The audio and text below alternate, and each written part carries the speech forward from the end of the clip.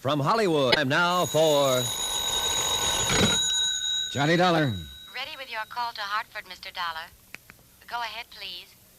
Johnny, what's up? Plenty, Dave. The Wells girl was right. Her father was murdered. We just got the autopsy report. He died from a dose of ground glass. Then I'll put a stop order on the insurance claim. It was filed this afternoon. And something else, Dave. A man died in St. Louis about 2.5 years ago. I wonder if you'd have Mutual Records Service check and see if he was insured. His name was Walter Maberly Burke. Burke? Well, Johnny, Yeah, I know. Jonathan Wells' widow was previously married to Burke. They were married at the time of his death.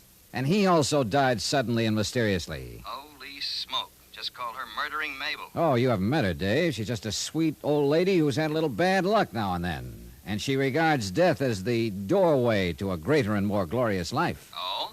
Well, that sounds very noble. It would, if she didn't keep slamming the door.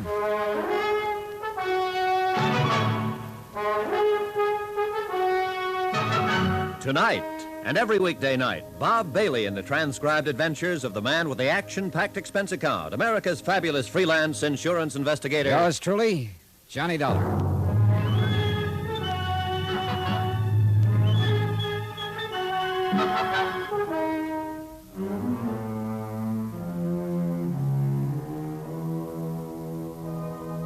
From Special Investigator Johnny Dollar, location Chicago, to the Home Office, Northwestern Surety Company, Hartford, Connecticut.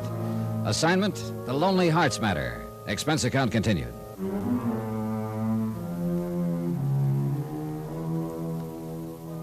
Item 8, $7.65. Dinner for Norma Wells and myself.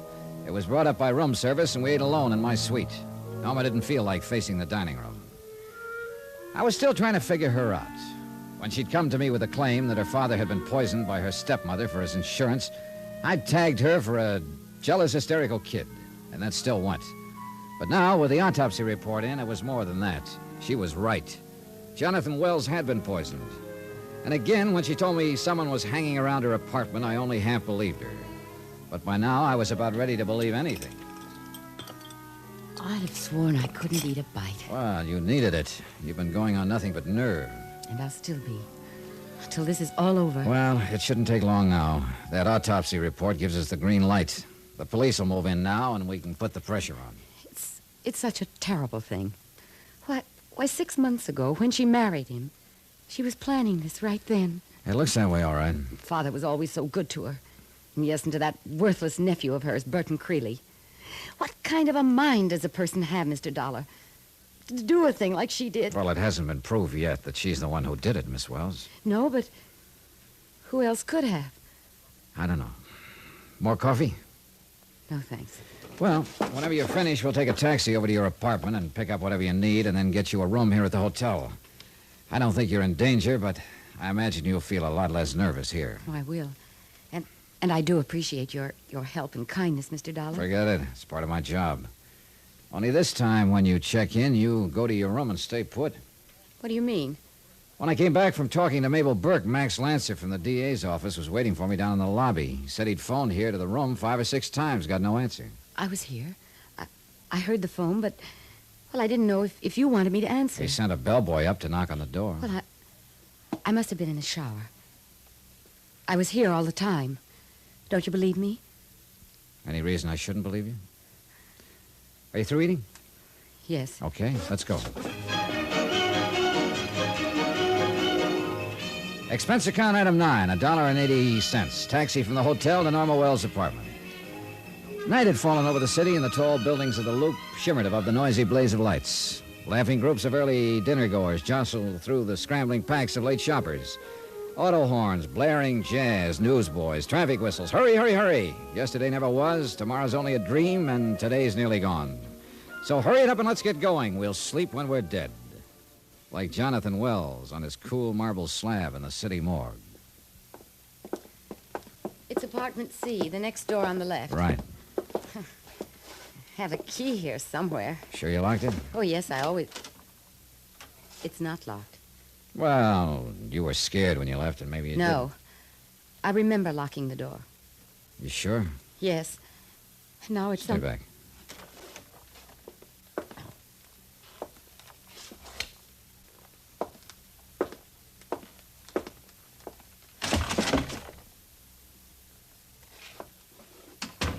What is it, Mr. Dollar? Come on in. Oh. Oh, no. Yeah, it looks as though you've had visitors, Miss Wells. The whole place turned upside down.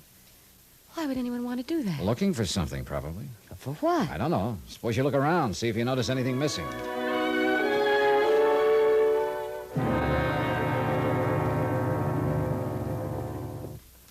It's no use, Mr. Dollar. I've gone through the whole place twice now, and I'm certain that nothing's been taken. But they had to have some reason to break in here, go through everything this way. I suppose so, but, well, I'm positive there's nothing missing. All right. If there isn't, there isn't. Well, do you suppose that coffee's ready now? Oh, I think so. Come on in the kitchen. I guess you'll believe me now. Somebody was hanging around here earlier today. Just wish I could figure what they're after. Looks plenty strong. There's sugar there on the table. I'll get some cream from the refrigerator. Don't bother on my account. I drink it black. Well, not me. I use plenty of both. Lots and lots of cream and 2 heaping spoons of sugar. They must have had a reason to break in here. If it wasn't to steal something, then what was the reason? The sugar looks funny. Doesn't make sense at all. Guess I ought to keep it covered. The sugar. I was saying it looked funny. Well... Wait a minute. Maybe they broke in to leave something. Leave something? Yeah. Here. Give me that cup. And the spoon. What are you doing? Look. Well, that's funny. It didn't even dissolve. The sugar dissolved, all right. Well, then what's that in the spoon? Ground glass.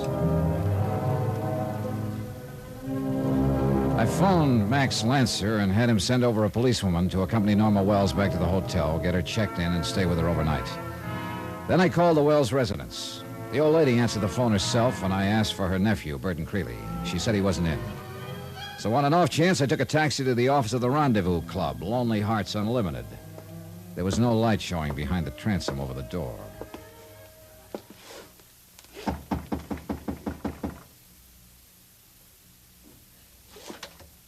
The door was unlocked. I fumbled around for a light switch, but somebody beat me to it. Get your hands up! Well, at least I found you in this time. What are you doing here? Who are you? Put that gun away, Creeley. Or if you're going to use it, you'd better take the safety off first. Safety. What are you doing? All right, let go of it, Creeley. Thanks. You think you'll get away with this, mister? You're crazy. My mistake. The safety was off. Sorry to rough you up, but I don't like people who go around pointing guns at people without any reason for it. You broke in here. That's illegal entry. I'll have you arrested. Why not? Why not? The phone's right behind you. Who are you, anyway? Johnny Dollar. I'm a special investigator for the Northwestern Surety Company. What? I imagine the name is familiar to you, since they're holding a $50,000 life insurance policy on the late Jonathan Wells, with your Aunt Mabel named as beneficiary. What are you doing here? Looking for you, as a matter of fact. What for? I wanted to ask you why you sneaked out through the door there the other day in the office when I was here earlier. I don't know what you're talking about. Oh, knock it off, Creeley. You got in such a hurry, you left your cigar burning there in the ashtray, the same brand you're smoking right now. Well, I thought you were a bill collector. You knew who I was. You were listening there at the door while I talked to your secretary. Now, why'd you run out? Oh, all right. I did know who you were, Mr. Dollar, but, well, you're misinterpreting things. No kidding. In what way? I was late for an appointment. I didn't want to get tied up. I figured you could find out anything you wanted to know from my aunt. I saw no necessity for talking to you. I see. Where have you been since then? Right here, most of the time. And the rest of the time? Well, what difference does it make? You weren't over at Norma Wells' apartment by any chance? Are you kidding? I detest that girl. Why so? Because she's a smug, self-satisfied little phony. She's too big for her britches. Now, what makes you think I'd be hanging around her? Somebody was. I don't get it. Somebody broke into her apartment this afternoon or this evening and turned it upside down. She hasn't got anything I want. They didn't take anything. They broke in to leave something. I found some ground glass planted in her sugar bowl. Ground glass? Sound familiar? What are you getting at? You mean you haven't heard about the coroner's report on Jonathan Wells? No, why? What has that got to do Mr. with... Wells died from a dose of ground glass. Lord. You mean he was killed, murdered? I don't imagine he ate the stuff intentionally, do you? I can't believe it. Well, the police aren't having that trouble. I just can't imagine anybody. Such a nice guy. He always got along fine with everybody. Including you? Yes. We'd got to be good friends. What about his daughter, Norma? I don't really know. She blew a top and moved out a month after Aunt Mabel and Jonathan were married. Why? Jealous, I guess. She couldn't stand it to see her father pay any attention to anybody but her. Did they quarrel much? Jonathan never quarreled with anybody. No, she just seemed to go around with a mad-on most of the time. She's a rare one, that girl. What do you mean? Oh, she seems to think of herself as a princess or something. I understand you made quite a play for her at first. I suppose she told you that. Did you? I tried to be friendly to her, that's all. I don't know what she chose to call it. Mr. Dollar, I'm engaged to Miss Tetler, the girl that works here in the office. Mm-hmm. What do you do for a living, Mr. Creeley? I take care of this correspondence club for Aunt Mabel. I've got sort of a heart condition. I can't work too hard. I see. You know, it might be a good idea if you checked in with the police. They'll probably want to talk to you. Well, who do they think did it? Well, they haven't arrested anybody yet, but there are a lot of straws pointing in one direction. What direction? Toward your Aunt Mabel, I'm afraid. But that's ridiculous. Now, she may be a little vague, not quite all with it maybe, but she wouldn't do a thing like that. They're out to frame her, that's what they're doing. Who else had a motive, Mr. Creeley? But what about his daughter? She stands to gain by all this. She inherits the estate. Maybe she faked that burglary, planted the ground glass in her apartment herself. Have you thought of that, Mr. Dollar? Yeah. Yeah, I've thought of it.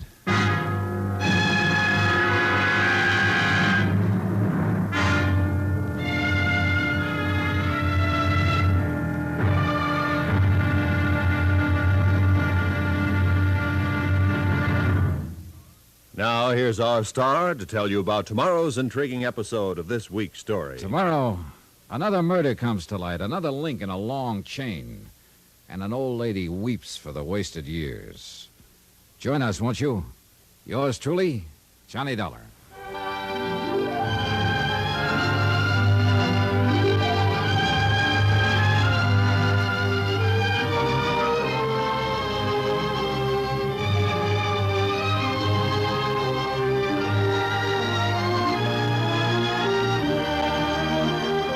Yours truly, Johnny Dollar, starring Bob Bailey, is transcribed in Hollywood. Written by Les Crutchfield, it is produced and directed by Jack Johnstone. Be sure to join us tomorrow night, same time and station, for the next exciting episode of Yours truly, Johnny Dollar. Roy Rowan speaking.